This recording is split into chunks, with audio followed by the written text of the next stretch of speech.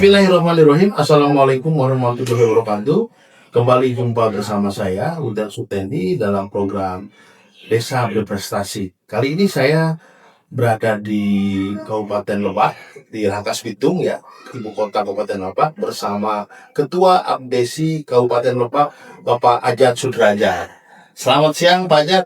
Siang kembali. Alhamdulillah, akhirnya saya bisa jumpa juga nih dengan Ajat nih. Setelah sekian lama ya kita sering kontakan, baru kali ini. Gimana, sehat ya? Alhamdulillah sehat. Saya kemarin senang sekali Kang Ajat melihat di media sosial, di TikTok maupun di YouTube ya, pelantikan Anda sebagai Ketua Abdeksi Kabupaten Lebak. Itu luar biasa, masih muda, usia baru berapa? 44 tahun. 44 tahun sudah bisa menjadi Ketua Abdesi, membawahi berapa desa itu? 340 desa di bawah termasuk Kang Ajat Sudrajat. Gimana perasaannya itu jadi Ketua Abdesi? Saya begini, Kang Ten. Saya ini perasaan jadi Ketua Abdesi ini perasaan sambil mimpi. Iya. Kenapa dibilang mimpi? Dari dulu saya nggak ada bertujuan dengan jadi Ketua Abdesi. Karena saya tidak tahu dan tidak paham di organisasi. Gitu. Karena basic saya pengusaha. Pengusaha suka ikut jadi pemborong juga ya. Mengerjakan jalan lingkungan di masing-masing desa. Programnya dari Info. Dulu saya punya kenalan gitu, itu dewan. Terus saya jadi kepala desa tahun 2014. Kepala desa di mana? Kepala desa Citorek Tengah. Oh, Citorek Tengah. Ya. 2014 saya mencalonkan diri sebagai ketua, sebagai kepala desa Citorek Tengah. Alhamdulillah terpilih. Saya mencalonkan lagi 2 periode ya. Oh, 2 periode? Iya, alhamdulillah terpilih juga lagi itu. Bentar, apa yang membuat Anda bisa terpilih atau membuat masyarakat itu tertarik memilih Anda? Yang jelas saya di periode pertama segala sesuatu bisa membuktikan kepada masyarakat. Misalnya kan di wewengkon Citorek itu sudah tidak bisa tinggal kultur terkait masalah tradisi adat ya. Yang dan saya selalu paham terhadap adat gitu. Satu terhadap adat, keduanya di keagamaan. Saya selalu eksis, ikut membaur, ikut serta gitu. Karena ini kewajiban sebagai kepala desa ya. Gitu.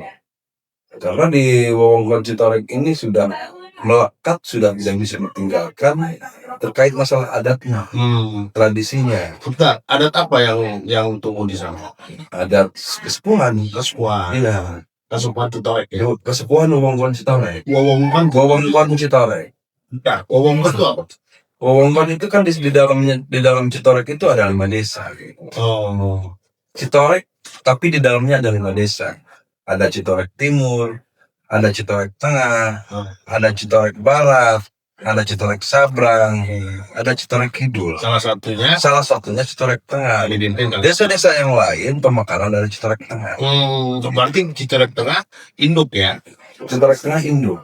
Jadi kesepuhan wewengkon Citorek yang dipimpin oleh Bapak Tolot Didi. Kesepuhannya ada di Citorek Timur. Gitu. Iya. Terus saya karena saya bagian daripada keluarga, gitu kan. Dan keduanya segala sesuatu kegiatan di desa saya bisa membuktikan dalam satu berarti tradisi saya ikut serta, terus keagamaan saya ikut serta. Keduanya terkait masalah pembangunan juga. Kan misalnya sudah bagus sekali jalan. Iya, pembangunan juga saya bisa membuktikan. Berarti kan ini suatu kebanggaan buat masyarakat Citorek Tengah, gitu kan. Makanya saya mencalonkan diri, ya alhamdulillah terpilih kembali. Setelah dipilih kembali yang periode kedua ini, saya ini mimpi sebenarnya jadi ketua APDESI. Jadi nggak sangka dan nggak ada niat saya jadi ketua APDESI. Karena kenapa? Karena kenapa? Karena saya orangnya bukan organisasi dan bukan mahasiswa, gitu. Sebelum di dunia usaha nggak pernah terlibat di organisasi. Belum pernah saya. Belum pernah terlibat di organisasi. Jadi murni pengusaha. Murni pengusaha. Setelah Pilgub kemarin. Jadi ini APDESI organisasi pertama. Iya, organisasi pertama. Saya masuk di organisasi pertama ini belajar, gitu kan. Iya. Saya habis pilkada kemarin, Pilgub kemarin, pilkada sama Pilgub ya. Kemarin saya datang ke Mutiara. Apa itu Mutiara? Ke Bos Nabil. Ketua Gapensi Kabupaten Lebak. Nabil itu ketua Gapensi Lebak. Iya, Bos Pak Nabil itu ketua Gapensi Kabupaten Lebak sekaligus bendahara umum Kadin. Kadin Lebak ya? Kadin Pusat. Kadin Pusat? Iya. Nabil bendahara umum Kadin Pusat. Iya, adanya bupati itu. Iya. Gitu. Saya diperintahkan suruh jadi ketua APDESI. Sama beliau. Saya waktu itu menolak, Kang Tai. Menolak. Nggak mau, Pak. Saya takut nggak bisa jadi ketua APDESI Kabupaten Lebak. Saya belum siap. Jadi ada perintah atau permintaan ya dari orang pusat lah, antara petik ya gitu kan. Nah dari Pak Nabil itu yang dari Kadin Pusat ya. Nah tapi kan memang Anda kan punya prestasi kan di Lebak itu kan? Ya mungkin ke situ. Itu kalau saya tidak punya prestasi nggak bakalan diambil saya gitu kan. Nggak mungkin di rekomendasi. Iya, gitu. Seperti itu. Nah, terus gimana tanggapan para kepala desa di Lebak yang 300-an itu ya? Kan banyak kepala desa yang lebih sepuh itu. Iya, betul. Dari Anda itu kan. Betul. Mungkin juga banyak yang lebih berpengalaman secara organisasi gitu kan, maupun dalam keterlibatannya dengan masyarakat gitu kan. Iya. Apa tanggapan mereka ketika Anda? Jadi begini. Jadi kalau nggak salah itu 1 kali, 2 kali, 3 kali saya diperintah. Ya, diperintah begitu Bapak JB lagi sakit dirawat di Siloam ya, saya kesana. Saya kesana menengok ya gitu dengan teman saya namanya Jaro Ohan dari Cisimut Raya. Saya ditanya lagi sama beliau, sama Pak Nabil itu. Ini yang jadi ketua APDESI mau siapa? Itu kan, udah Jaro aja. Ya udah Pak, Bismillah aja saya. Kenapa dipanggil Jaro? Apa? Dipanggil Jaro? Iya, Jaro. Kenapa dipanggil? Kan panggilan Jaro itu di sini di Kabupaten Lebak namanya Jaro. Kalau kepala desa itu Jaro? Iya, Jaro. Gitu. Kalau bahasanya Jawaranya. Jaro ya. Iya, Jaro, iya. Jadi jangan dipanggil Jaro karena kepala desa. Kepala desa gitu. Iya. Ya udah Pak, Bismillah aja. Jadi bukannya Pak Surtawijaya, ketua APDESI Nasional yang minta Anda? Dulu, bukan. Bukan Pak Surtawijaya yang meminta saya jadi ketua APDESI. Tapi dia setuju kan? Tapi alhamdulillah, setelah itu saya mengokekan. Terus setelah diokekan, saya siap jadi ketua APDESI. Saya pulang ke Rangkas, saya koordinasi dengan Pak Bupati. Minta izin ke Bapak Bupati. Pak, gimana kalau saya jadi ketua APDESI menurut Bapak? Ya udah lanjutkan, kata beliau. Setelah itu saya datanglah. Kan di sini Pak JB itu orang tua orang tua ya. Iya. Kita sebagai keluarganya dan sebagai masyarakatnya diwajibkan datang ke orang tua, minta restu ya, gitu. Saya datang ke dia, ya alhamdulillah direstuin juga. Ya udah saya Bismillah dari situ Kang Tai. Jadi kelihatannya saya lalu koordinasi ke masing-masing kecamatan itu. Setelah direstukan, setelah diperintah dan saya di Bismillah, saya akan jadi ketua APDESI. Tapi saya turun ke lapangan. ke masing-masing kecamatan. Artinya meyakinkan bahwa Iya, meyakinkan di bawah gitu. Dukungan ya. nah waktu itu pemilihannya seperti apa polanya? Waktu itu saya turun ke lapangan meminta dukungan dari semua DPK, Dewan Perwakilan Kecamatan, yaitu namanya DPK ya. Kalau saya DPC berarti di bawah saya itu ada di masing-masing kecamatan DPK, Dewan Perwakilan Kecamatan, Abdesi kan. Saya meminta restu ke masing-masing kecamatan. Ya alhamdulillah dibuatlah surat rekomendasi dukungan kepada saya. Dari jumlah 28 kecamatan, alhamdulillah mendukung saya. Semua? Nggak ada yang ini? Nggak ada. Saya langsung laporan ke beliau. Ke Pak Asbi, ke Pak Nabil. Ke Pak Nabil. Ya udah Pak, bismillah aja. Alhamdulillah. Terus musda itu diadakannya di Malingping. Alhamdulillah saya aklamasi, tidak ada lawan. Nggak ada lawan. Gitu. Aklamasi. Alhamdulillah pada hari kemarin tanggal 18 hari Rabu pelantikan tadinya di Latan sama Siro. Saya menyampaikan ke Pak Gubernur, langsung ngasih surat undangan. Pak Gubernur mintanya jangan di Latan sama Siro, di Citorek aja, kata beliau. Itu bagus. Iya, alhamdulillah beliau datang, Pak Bupati datang, pelantikan kemarin. Gitu. Dasarnya di Citorek itu pelantikan mungkin karena ada unsur spiritual dan akar budaya ya. Iya, kira. Nah, sekarang gini, Anda sudah menjadi Ketua Abdesi. Tentu itu jabatan yang strategis. Apalagi di masa sekarang ini ya, di mana masyarakat nasional atau pemerintah nasional sedang melirik ke desa. Karena desa itu pusat pertemuan di daerah. Jadi kalau desanya bagus, maka daerah juga bagus. Negara ini juga bagus. Apa yang akan Anda lakukan untuk desa? Sekarang kemarin saya habis dilantik tanggal 18 hari Rabu ya. Saya pada hari kemarin hari Senin saya mengundang para DPK dan para pengurus Abdesi Pak. Gitu. Saya mengundang 28 DPK ditambah pengurus ya. Karena begini. Saya jadi ketua Abdesi tanpa support dari berbagai para DPK, para pengurus tidak mau juga kan. Makanya saya mengumpulkan kepada semua para DPK agar program kerja Abdesi ini kedepannya mau seperti apa, gitu. Karena tidak mau saya jadi ketua Abdesi selama dipimpin sama saya lebih buruk daripada ketua Abdesi yang sudah terlewat. Gitu, saya nggak mau. Gitu. Makanya kan di Kabupaten Lebak ini Abdesi belum punya sekretariat. Oh ya? Iya, makanya saya akan menciptakan bagaimana caranya agar Abdesi Kabupaten Lebak punya sekretariat. Kan kita kewibawaannya itu dari kantor dulu gitu kan. Setelah bertanya Anda kepada pengurus kecamatan itu, apa yang disampaikan?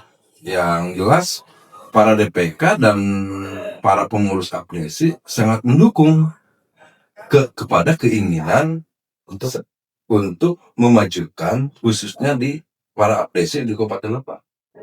Memajukan seperti apa misalnya? Memajukan kebersamaan. Misalnya? Yang jelas kita ini semua para kepala desa ini wajib ya bersatu semua, tidak ada A dan B gitu. Dan kita harus bersinergi dengan pemerintahan daerah, dengan pemerintahan provinsi juga. Oke, bersatu dalam hal apa misalnya? Dalam hal keguyuban, kegotong royongan. Gitu. Untuk membangun daerahnya di desanya masing-masing atau daerah Kabupaten Lebak. Gitu. Karena Kabupaten ini sekarang kan dipimpin oleh Bapak Asbi kan, yaitu program Bapak Asbi itu Ruhai kan, gitu. Ya, Ruhai. Gitu. Makanya kita harus dukung sepenuhnya dari semua para kepala desa. Mungkin apa ada misalnya program yang lebih konkret yang akan Anda lakukan kerjasama dengan desa-desa itu untuk membangun daerah itu? Kan sekarang ini program Pak Gubernur ada Sarjana Penggerak Desa. Gitu ya. Oke. Sekarang kemarin dilaunchingkan sekaligus pelantikan saya, sekaligus launching Sarjana Penggerak Desa. Gitu. Di Kabupaten Lebak ini kan 340 desa. Ini harus terciptakan Sarjana Penggerak Desa gitu. Selama ini belum ada ya? Iya, selama ini belum ada. Sekarang ini ya baru launching kemarin gitu. Itu seperti apa sih bentuknya? Dan dibiayai oleh Banpro, bantuan langsung. Bentuknya apa? Sarjana Penggerak Desa. Dia diterjunkan ke desa. Iya, uang itu Oke. dimasukkan ke kas desa. Oke. Dari kas desa itu yang jumlahnya itu per tahun 20 juta. Untuk biaya pendidikan kuliah. Iya. Oh, jadi warga desa. Iya, warga desa. Kira-kira punya potensi dan yang berprestasi dibiayai gitu, yang orang yang tidak mampu dibiayai oleh desa. Oleh desa melalui program Pak Gubernur. Satu desa berapa orang? Satu desa satu orang. Iya. Yang fokusnya untuk mengembangkan potensi desa. Jurusannya artinya di situ ada agrobisnis, ada pertanian, ada peternakan, Begini, Pak Ketua MDC, sekarang ini kan desa banyak disorot oleh publik ya. Kalau kita baca di media sosial beberapa bulan lalu, bahkan sampai sekarang, itu banyak sekali masyarakat yang menyoroti dana desa. Ada banyak kasus penyelewengan di sana. Bagaimana dengan kondisi ini, Pak? Kalau di Lebak, saya untuk saat ini mudah-mudahan tidak ada. Gitu. Dan saya menekankan kepada semua kepala desa agar berhati-hati melaksanakan roda pemerintahan desanya di masing-masing. Gitu. Karena kenapa? Sekarang berbeda dengan zaman kayak dulu. Gitu. Apalagi ini anggaran dan desa paling sedikit per desa itu 1 M kan? Minimal 1 M kan? Ini kita harus semua para kepala desa ya harus berhati-hati dan harus benar melaksanakan roda pemerintahnya di masing-masing desanya. Menurut Pak Ketua, jangan sampai para kepala desa yang ada di Kabupaten Lebak berjaring dengan hukum gitu. Menurut Pak Ketua MDC, apa yang menjadi problem di desa-desa di Lebak ini sehingga sering terjadi banyak kasus itu? Itu karena mungkin bisa saja ketidakpahaman gitu, melaksanakan kegiatan tanpa koordinasi dengan orang yang paham, seperti itu. Nah, ke depan selain dengan mengembangkan program Sarjana Desa itu, kira-kira apa lagi yang mau dikembangkan? Sekarang begini, Pak. Kan saya ingin jadi ketua APDESI ini paling pokok utama punya sekretariat dulu. Oh, sekretariat dulu. Sekretariat APDESI. Nanti setelah jadi sekretariat APDESI, jadi APDESI jangan cuma sebatas jadi penonton, harus jadi pengusaha. Gitu. Dan harus ada pemasukan ke APDESI. Gitu. Berarti bikin sekretariatnya, bikin usahanya di sekretariat itu. Masa orang lain juga bisa, kita nggak bisa. Gitu. Yang saya lihat begini, setelah sekian bulan saya keliling ke desa-desa itu ada banyak kepala-kepala desa di daerah-daerah di Banten ini yang sense of entrepreneurnya yang agak kurang, sehingga misalnya ketika mereka diwajibkan untuk membangun BUMDes dan membangun formasi, seringkali banyak keluar saya itu, kita mau bikin apa namanya itu, apa yang mau dikembangkan dengan BUMDes, sehingga banyak desa-desa BUMDesnya ada tapi nggak ada kegiatan. Betul. Atau bahkan ada yang malah bingung membuat BUMDes sendiri gitu. Bagaimana menurut Anda itu? Gini, Bapak. Kan sekarang ini ada perintah langsung dari Pak Presiden terkait masalah koperasi Desa Merah Putih. Ini bagian daripada APDESI harus mendukung program itu. Karena kenapa? Ini yang penting di desanya masing-masing harus benar-benar yang optimal gitu. mendukung terkait masalah program koperasi desa merangkul. Oke. Kalau memang misalkan kepala desanya optimal itu pasti maju. Dan tidak maju. Ya, berarti kan harus ada suntikan semangat dari ketua desa yang pengusaha ini. Iya, saya sudah menyampaikan Supaya ada semangat entrepreneur Iya. gitu, karena kalau saya lihat di Lebak ini atau di Banten pada umumnya kan potensinya luar biasa, Iya. terutama dari sisi agrobisnis, pertanian gitu kan. Itu yang potensi yang perlu dikembangkan luar biasa. Iya. Gitu. Tapi sebagian besar mungkin karena tadi kurang spirit of entrepreneur ya. Iya. Jadi agak gagap tanda petik kembangkannya gitu. Nah, Pak Ketua BC kan seorang pengusaha ini, mungkin itu salah satu agenda besar nih. Iya, betul. Gitu. Bagaimana membangun semangat entrepreneur dan life skill kali, keterampilan hidup warga pengurus desa itu. Bagaimana bisa mengelola potensi yang ada gitu, kira-kira gitu. Nah, satu lagi nih Pak Kades ya, saya menemukan di beberapa daerah soal dana desa itu ada satu desa yang potensinya besar. Dari sisi aku, dia punya perikanan, dia punya pertanian bagus. Karena penduduknya sedikit, tapi dapat dana desanya dikit. Ada yang kurang dari 1 miliar. Gitu. Tapi ada suatu desa di wilayah Tangerang yang warganya komplek gitu, makmur, udah berdasi, udah bermobil, tapi karena warganya banyak, bisa dapat dana 1 miliar, 5 miliar. Padahal di di juknisnya dana desa itu sudah pakemnya begitu, ada sekian persen buat pertanian, sekian persen buat peternakan gitu kan. Nah, di daerah-daerah yang saya sebut tadi punya warga banyak dan sudah makmur itu kan lahan sudah nggak ada itu. Betul. Itu gimana pendapatnya tadi?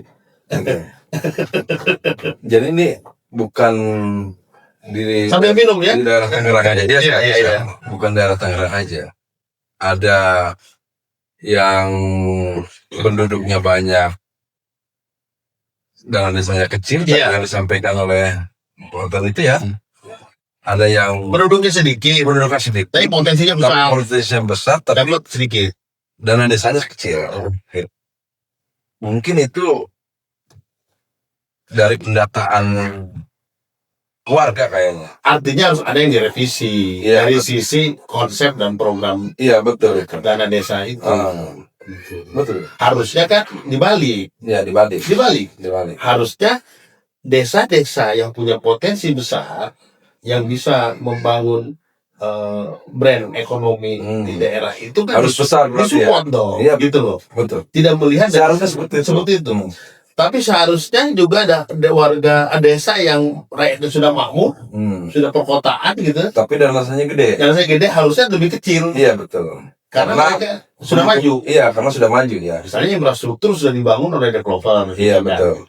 Sementara di desa-desa itu yang punya potensi besar, dia masih butuh infrastruktur. Jalan lebih bagus supaya distribusi komoditi di situ lebih cepat gitu. Nah, itu menurut saya salah satu yang saya temukan di lapangan gitu. Nah, kembali kepada Pak Kades sebagai ketua desa ya, kepala desa di Citorek Tengah ya. Nah, Citorek Tengah itu atau Citorek secara umum itu kan terkenal sebagai kasukuhan ya.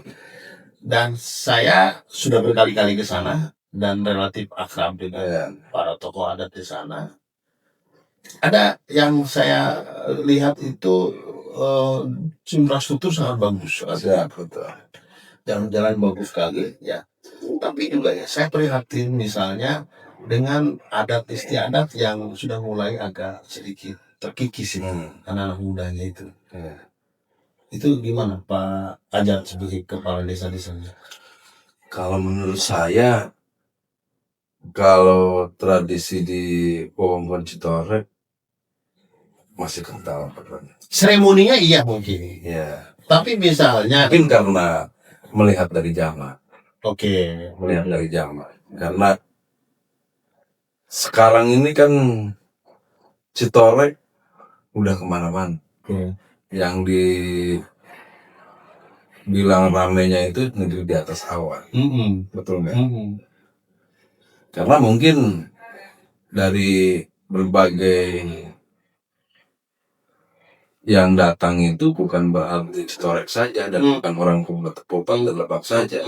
Ada Tangerang, ada Pandeglang, dan luar daripada kota di daerah Jakarta juga banyak yang datang. Karena melihat trendingnya negeri di atas awan itu, gitu. Dan sekarang, apalagi sekarang ya, lebih daripada ramai kayak dulu. Mungkin udah jadi kota itu. Udah jadi kota, gitu. Ya makanya masyarakat yang ada di wewengkon Citorek mengikuti perkembangan itu kayaknya seperti itu. Tapi kalau seremoninya nggak berubah ya? Seremoninya acara adatnya ya? Enggak. Gitu. Ya. Cuman dari sisi arsitektur rumah aja yang sudah berubah. Iya, gitu. Legit yang sudah nggak pakai atap lagi. Sekarang pakai asbes pakai seng gitu ya. Gitu.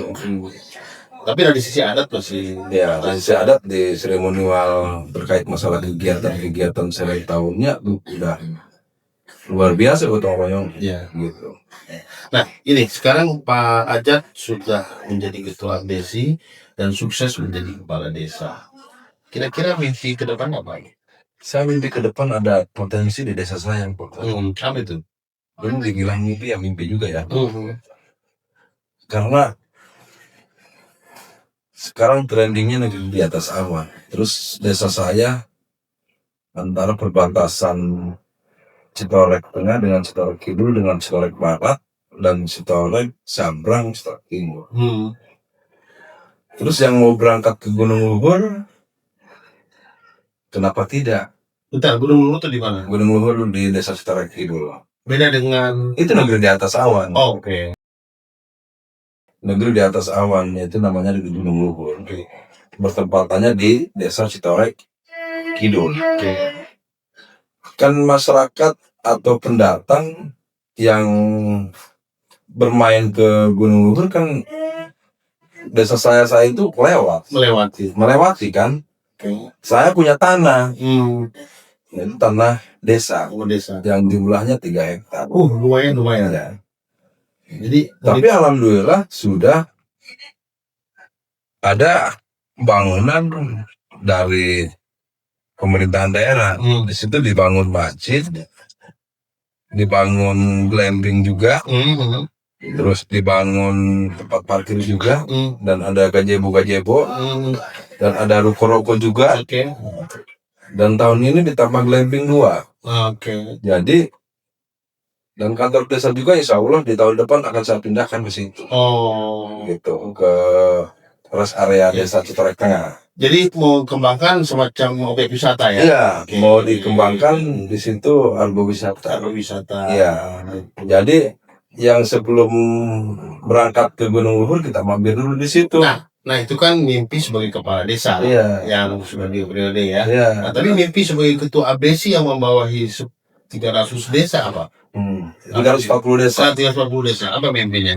Saya mimpinya cuman satu, para kepala desa yang ada di Kabupaten Lebak, kita bersama-sama gitu untuk bekerja sama bersinergi dengan pemerintah daerah itu aja. Dan kompak itu aja. Selama ini kurang kompak. Ya disebut kompak ya kompak gitu. Tapi pengen lebih kompak lagi. Gitu. Ya semacam apa kira-kira kalau lebih kompak? Saya mimpinya cuma pengen sekretariat aja. Sekretariat dan sekaligus ada usahanya di situ. Kayak BUMDes. Iya, kayak BUMDes. BUMDes levelnya kabupaten. Iya, levelnya kabupaten. Koperasi levelnya kabupaten. Nah, betul. Kira-kira gitu ya. Iya. Baru dari situ nanti pemikiran-pemikiran berkembang. Biar ada masuk ke kas update juga gitu. Begitu. Ya. Itu mimpinya ya. Mimpi saya itu. Kang Ajat, makasih banyak ya sudah bisa membersamai saya di obrolan sore ini di program Desa Berprestasi. Semoga bermanfaat dan bisa memberi inspirasi banyak para kepala desa di Kabupaten Lebak.